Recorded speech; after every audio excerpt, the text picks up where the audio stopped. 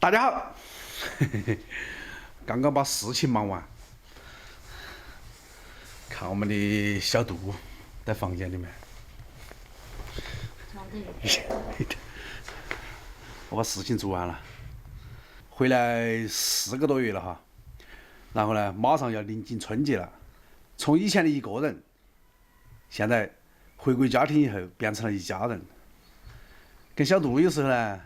也难免发生点儿口角争吵，因为一个人在外面待的时间太长了哈，生活习惯啊，包括很多方面，你如果是一个人在外面待惯的人，你就懂哈。一个人，你肯定平时的生活轨迹啊，各个方面就变得比较单调，除了上班吃饭以外，业余生活方方面面都变得很单调。回来以后就不行了，就是2个人，你知道吗？他以为他还是那个管理，他一天把我们管到起。那个生活嘛，他肯定是要有规划嘛，对不对哈？一天像我没事坐那儿刷手机咯，看抖音咯，事情忙完了是吧？一天在电脑跟前坐起咯。那是的喽，我没说时间断了哈，起来多走下子。看我们平时温柔贤惠的小杜，他也是有脾气的，我跟你说。那我跟你说，凶起人来凶得很。凡事要讲个道理噻，是吧？天天跟我两个讲道理。他就是有点讲不过他的，他一天好像他的大道理比我得行些一样。走嘛。在哪里？事情我已经做完了，我们出去把车洗一下嘛。昨天我就看到有网友在评论说我们的车太脏了。他把那个车停到后边儿1个礼拜都不去管他都。走嘛。好不好？走，我们把车洗了走。洗个车哈。那我们在屋头做事情，平时说实话出去也很少，基本上这车子除了回老家呀，或者是到哪里去以外，几乎车我们都不动。其实车那个东西，我还是这么说哈，它真的是个消耗品。你看嘛，马上得到年底了，马上我又要去交那个保险跟那个车子年检了。车在现在的生活当中，不管是城市里面也好，农村里面也好，它都是必不可少的一个东西，晓得吗？有些人拿来装逼，有些人是为了纯粹的是图自己方便，哈。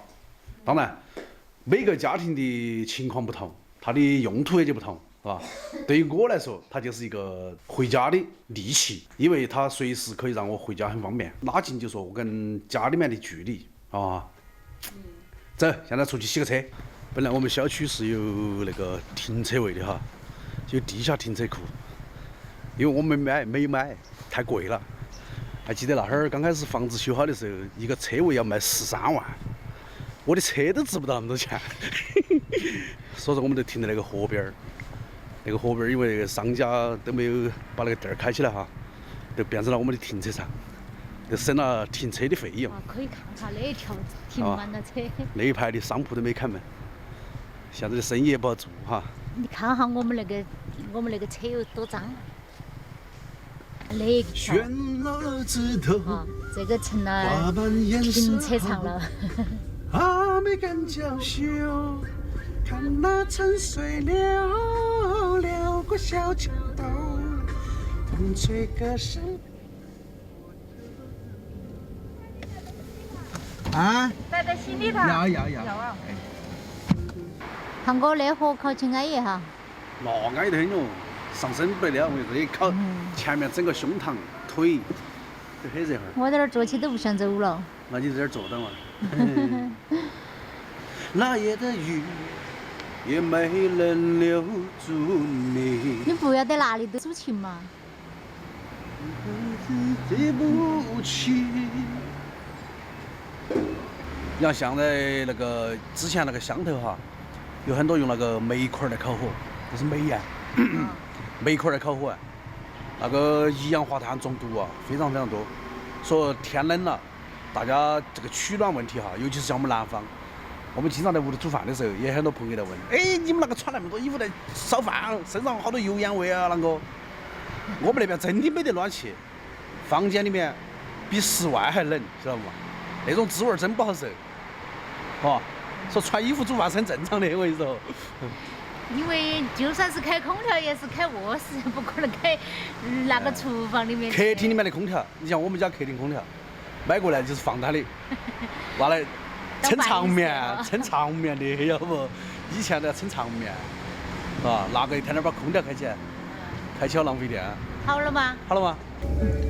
现在我们车子洗好了哈，我们现在往彤彤的学校走，我们等会儿都要准备接他放学了哈。其实回来那段时间哈，也有一些网友在那个平台上面留言说，啊，你们一天儿都要吃好的喽，一天儿是吧？又不找钱，又不能。其实一直看我们的视频的人都应该看得出来，我们的视频大部分都是在下午晚上来录制的哈。